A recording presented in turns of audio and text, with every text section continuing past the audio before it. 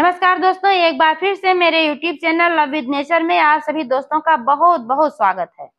दोस्तों, गुड़हल पर फूल न खिलने, पत्तियां पीली पड़ने, कलियां झड़ने के 3 प्रमुख कारण हो सकते हैं, जैसे कि पानी का असंतुलन, पोषक तत्वों की कमी तथा कीट और फंगस। अगर इन 3 बातों का ख्याल रखा जाए तो गुड़हल का पौधा सालों साल चलता रहता है, क्योंकि यह परमानेंट फ्लावर प्लांट है। तो दोस्तों, आज की इस वीडियो में मैं गुड़हल के केयर की कुछ खास टिप्स शेयर करने वाली हूँ और साथ में मैं 2 ऐसी चीजें बताऊंगी जिसके इस्तेमाल से गुड़हल का पौधा हरा भरा रहेगा, उसमें पोषक तत्वों की कमी नहीं होगी और आपके गुड़हल के पौधे पर कीटों का अटैक भी नहीं होगा। तो दोस्तों, संपूर्ण जानकारी के लिए वीडियो पर अंत तक बने रहें, बिना स्किप किए पूरा देखें और जानकारी अगर पसंद आए तो लाइक करें, शेयर करें। चैनल को अभी तक सब्सक्राइब नहीं किया है तो प्लीज चैनल को भी सब्सक्राइब करके बेल आइकन को प्रेस कर लें ताकि सारे अपडेट्स आपको मिलते रहें। दोस्तों, गुड़हल के पौधे की ऊंचाई थोड़ा ज्यादा होती है, थोड़ा बड़ा प्लांट होता है, तो इसलिए अगर आप इसको गमले में लगा रहे हैं तो बड़े कंटेनर का इस्तेमाल करें। जैसे कि आप देख पा रहे हैं,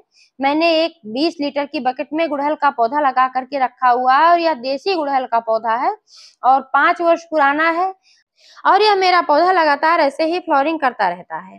दोस्तों, गुड़हल की अच्छी ग्रोथ और फ्लावरिंग के लिए जल निकासी वाली भुरभुरी दोमट मिट्टी का इस्तेमाल करें और मिट्टी में हमेशा नमी बना करके रखें, मिट्टी को ज्यादा ड्राई ना होने दें।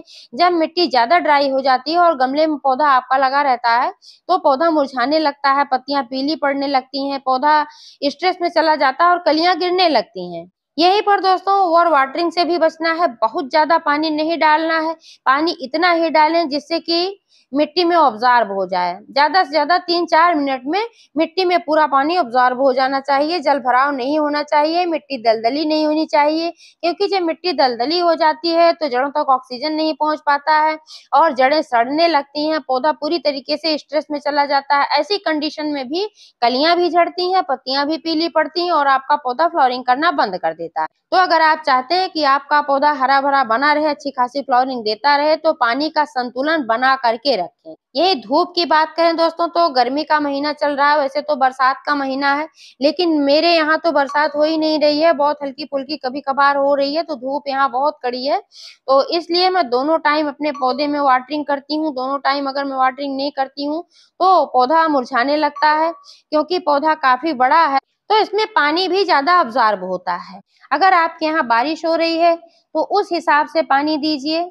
बहुत ज्यादा पानी में भी पौधा नहीं भीगना चाहिए, क्योंकि बहुत ज्यादा लगातार अगर बारिश में पड़ा है पौधा, आपके यहाँ ज्यादा बारिश हो रही है, तब भी मिट्टी दलदली हो जाती है और पौधा खराब होने का चांस रहता है। गुड़हल की जड़ों में सिर्फ पानी देने की अपेक्षा अगर आप शावरिंग करते हैं तो और अच्छा होता है। मैं तो अपने पौधे पर जरूर शावरिंग करती हूँ डेली, क्योंकि इससे क्या फायदा होता है कि पत्तियों के माध्यम से भी पानी ग्रहण कर लेता है पौधा, और अगर इस पे मिली बग्स वगैरह आते हैं तो वो डेली के डेली धुलते रहते हैं, तो फिर इस पे फैलने नहीं पाते हैं, क्योंकि मिली बग्स का फैलाव बहुत ज्यादा होता है और बहुत ज्यादा अगर इसमें लग जाते हैं थोड़े ही दिनों में, 2-3 दिनों में ही अगर इस पे रह गए तो पूरी टहनियां इसके कब्जे में आ जाती हैं और फिर ये पौधा खराब होने लगता है। क्योंकि मिली बग्स जो होते हैं ये पौधे के रस को चूसते हैं, इससे पौधा हमारा बेजान हो जाता है, खोखला हो जाता है, फिर पत्तियां भी पीली पड़ती हैं, कलियां भी झड़ती हैं और पौधा पूरी तरीके से डेड हो जाता है। और मिली बग्स को ले आने वाली होती हैं चींटियां, तो सबसे पहले आपको चींटियों को आने से रोकना होगा, क्योंकि चींटियां जो होती हैं मिली बग्स को खाती हैं, इनका भोजन है, इसीलिए वो ले आकर के पौधे की टहनियों पर रखती हैं। गुड़हल के पौधे पर मिलीबग्स के अलावा और कई कीटों का अटैक होता है, जैसे कि एफिड्स हैं, माइट्स हैं, तो इन सबसे सुरक्षा के लिए आप नीम ऑयल का इस्तेमाल कर सकते हैं। लेकिन नीम ऑयल का इस्तेमाल करने से पहले एक चीज जरूर जान लेना चाहिए कि क्वांटिटी कितनी है। 1 लीटर पानी में आप 1-2 चम्मच मिला सकते हैं, लेकिन सबसे पहले आपको एक पत्ती पर छिड़क कर टेस्ट करना होगा कि ये मात्रा सही है या नहीं। अगर 1 घंटे में पत्ती का कलर नहीं चेंज होता है, पत्ती मुरझाती नहीं है, तब आप जान लीजिए कि जो आपने घोल बनाया हुआ है ये सही है और आप अपने पौधे पर बेझिझक इस्तेमाल कर सकते हैं। लेकिन अगर पत्ती में किसी प्रकार का चेंज आता है तो आपको समझना चाहिए कि पानी में ऑयल की मात्रा ज्यादा हो गई है, तो आपको और ज्यादा पानी डालकर उसको डाइल्यूट करके फिर इस्तेमाल करना है। नीम ऑयल जो होता है बहुत ही परफेक्ट होता है कीटों के लिए और ये बहुत ही अच्छी तरीके से कीटों को रिमूव कर देता है। आप चाहें तो नीम की पत्तियों से फ्री में कीटनाशक बना सकते हैं। इसका वीडियो मेरे चैनल पर है, आप चाहें तो देख सकते हैं। इसके डिस्क्रिप्शन में इसका लिंक भी मैं दे दूंगी कि किस तरीके से नीम की पत्तियों से कीटनाशक बनाया जाता है। बहुत ही आसान होता है बनाना। मैं तो अक्सर यही बना करके इस्तेमाल करती हूँ। मैं नीम ऑयल का भी इस्तेमाल नहीं करती हूँ। अगर आपके पौधे पर कीटों का अटैक नहीं हुआ है, फिर भी आप 1 महीने में 15 दिन में कभी कभार ऐसे ही नीम ऑयल या नीम की पत्तियों का इस्तेमाल कर सकते हैं। और भी कई चीजें ऐसी होती हैं जो हमारे किचन में है, घर में है, इन सब चीजों से भी कीटों से छुटकारा पाया जा सकता है, जैसे कि वॉशिंग पाउडर, बेकिंग सोडा, हल्दी पाउडर, इनो, शैम्पू वगैरह। वैसे तो गुड़हल के पौधे को ज्यादा धूप की आवश्यकता होती है। अगर सर्दी का सीजन है तो आप पूरे दिन की धूप में रख सकते हैं। जितनी ही धूप में पौधा रहता है उतनी अच्छी तरीके से इसकी ग्रोथ भी होती है, फ्लावरिंग भी होती है। लेकिन अगर आपके यहाँ मेरे यहाँ की तरह बारिश नहीं हो रही है तो सिर्फ सुबह की 2-3 घंटे की धूप पर्याप्त होती है। पूरे दिन के धूप में पौधा मुरझाने लगता है, पत्तियां भी पीली पड़ने लगती हैं, क्योंकि बहुत ही कड़ी धूप हो रही है। और दोपहर की जो धूप होती है इसमें अल्ट्रावायलेट रेज निकलती हैं जो कि हमारे पौधों के लिए हार्मफुल होती हैं। इसलिए दोपहर की कड़ी धूप से पौधों को बचाएं। अब दोस्तों मैं जो 2 चीजों का इस्तेमाल करने वाली हूँ, ये है फर्टिलाइजर और कीटनाशक। ये दोनों ही चीजें लगभग फ्री की हैं। जो फर्टिलाइजर है दोस्तों, ये मैंने सब्जियों के छिलके और जो किचन वेस्ट होता है इन सब से बनाया हुआ है, और ये बहुत ही बढ़िया कंपोस्ट खाद है। कंपोस्ट खाद में वे सभी पोषक तत्व होते हैं जो किसी पौधे के समग्र विकास के लिए जरूरी होते हैं। Nitrogen, phosphorus, potassium, calcium, magnesium, iron, zinc वगैरह सभी चीजें इसमें मौजूद होती हैं। क्योंकि जब हम कंपोस्ट बनाते हैं तो इसमें तरह तरह की चीजों का इस्तेमाल करते हैं। अलग अलग तरीके की सब्जियों के छिलके होते हैं, कुछ सड़ी गली इसमें छिलके सब्जियां होती हैं, जैसे केले के छिलके, नींबू के छिलके, आलू के छिलके, प्याज के छिलके और लहसुन के छिलके। तो ये सब बहुत ही अच्छे होते हैं। साथ में मैंने इसमें गोबर की खाद भी मिलाया हुआ था, गोबर मिलाया था, तो ये साथ में बढ़िया कंपोस्ट तैयार हुआ। इसमें गुड़ भी मिलाया जाता है। इसमें गुड़ मिलाने से डिकम्पोस्ट जल्दी होता है और फास्फोरस वगैरह की मात्रा बढ़ जाती है। गुड़ में आयरन भी अच्छी मात्रा में पाया जाता है। और इसमें मैंने कॉफी पाउडर भी मिलाया था। काफी कुछ मैंने इसमें मिला करके बहुत ही पावरफुल कंपोस्ट खाद तैयार किया है। इसे बनाने के लिए दोस्तों एक बकेट में मैंने पानी ले रखा है। ये कम से कम है 8-10 लीटर पानी है। और इसके लिए यहाँ पर मैंने 400-500 ग्राम ये कंपोस्ट खाद ले रखा है। इतना मैं एक पौधे के लिए नहीं बना रही हूँ, इतना एक साथ में बना ले रही हूँ। इसको अभी और डाइल्यूट करूंगी और कई पौधों में इस्तेमाल करूंगी। अगर आपका कंटेनर 18 इंच का है, इसके लिए आप 1 मुट्ठी का इस्तेमाल कर सकते हैं। 1 मुट्ठी पर्याप्त है।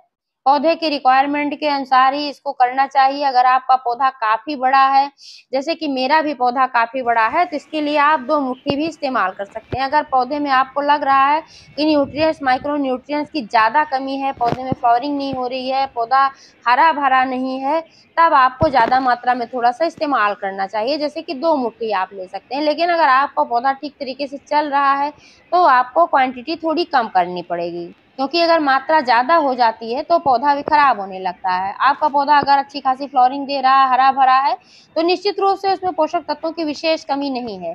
लेकिन फ्लावरिंग के दौरान अगर आपने इसमें फर्टिलाइजर नहीं दिया तो आने वाले समय में इसमें फ्लावरिंग भी बंद हो जाएगी और पौधा पीला पड़ने लगेगा। क्योंकि जब फ्लावरिंग होती है, पौधे की ग्रोथ होती है, तो मिट्टी में जो भी पोषक तत्व होते हैं ये पौधा अब्जॉर्ब कर लेता है और फिर मिट्टी बेजान हो जाती है।